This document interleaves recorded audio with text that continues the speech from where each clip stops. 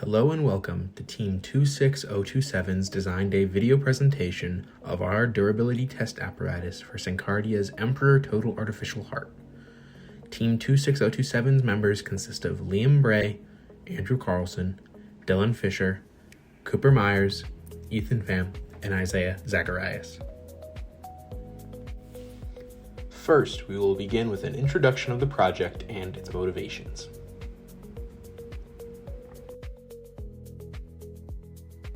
Over 4,500 heart transplants are performed annually in the United States.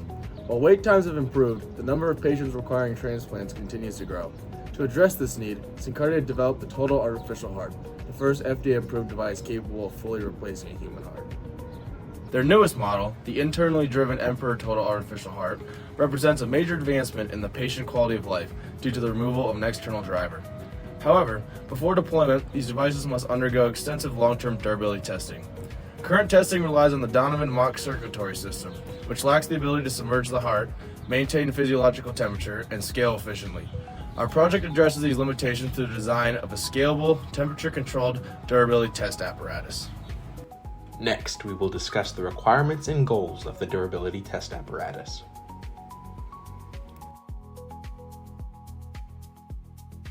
So our goal is to improve upon the Donovan system while maintaining its core capabilities. Specifically, our system needed to maintain physiological pressures and flow conditions, fully submerge the artificial heart, maintain temperature between 37 and 45 degrees Celsius, enable long-term operation exceeding 2 years, and support scalability up to 11 independent heart systems. To ensure performance, we validated our design against system requirements. Key successes include maintaining temperature within tolerance, achieving required pressure conditions, and enabling independent operation of each heart loop.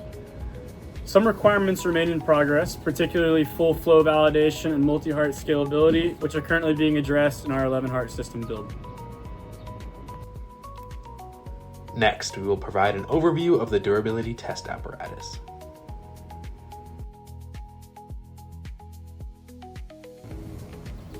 The ETOP test apparatus is designed as a closed-loop hydraulic system centered around a temperature-controlled submersion tank. The artificial heart draws fluid from this tank and pumps it upward through vertical columns. These heights correspond directly to physiological pressures, allowing us to simulate real cardiovascular conditions. The fluid then returns through flow sensors and tubing back into the tank, completing the cycle.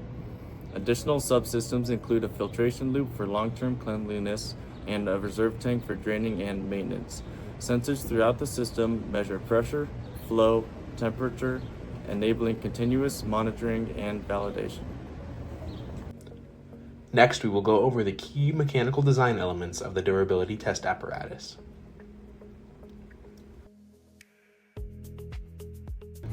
So the core of our design is the submergent tank, which houses the artificial heart.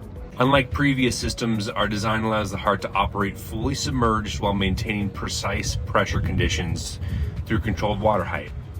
This approach simplifies the system by eliminating the need for separate atrial pressure tanks and reduces the number of failure points. The vertical pipe system, or sprinkler pipes as we're calling them, generates physiological pressures by adjusting fluid height. These heights can easily be modified, allowing flexible simulation of different cardiovascular states. To support long-term operation, we implemented 2 auxiliary loops. The first allows the system to be fully drained into a reserve tank for maintenance. The second continuously circulates water through a filter, preventing contamination during extended testing periods. All major components were selected for durability and manufacturability, with the primary tank professionally fabricated to ensure long-term reliability. Next, we will discuss how we collect data from our various sensors.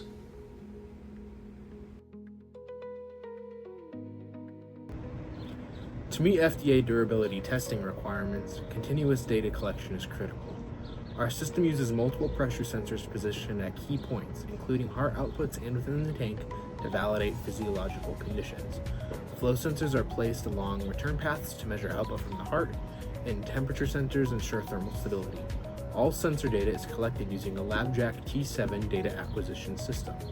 A custom Lua script running on the device pulls sensor data at approximately 6 Hz and stores it locally.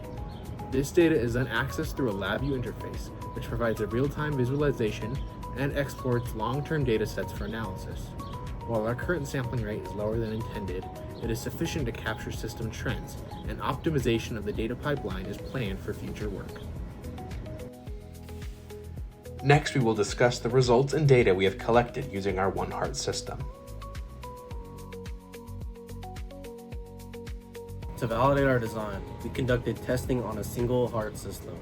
Our results demonstrate that the system successfully achieves physiological pressure ranges and maintains stable temperature within the required 37 to 45 degree range. Pressure measurements align with expected values, confirming the effectiveness of our height-based pressure generation method. Flow measurements were successfully recorded. Though values were lower than expected due to sensor orientation, this issue has been identified and corrected in the design of the 11 heart system. Overall, these results validate the core functionality of our system and provide strong confidence in its scalability and long-term performance. Finally, we conclude by looking back at where we've been and the path that remains ahead of us.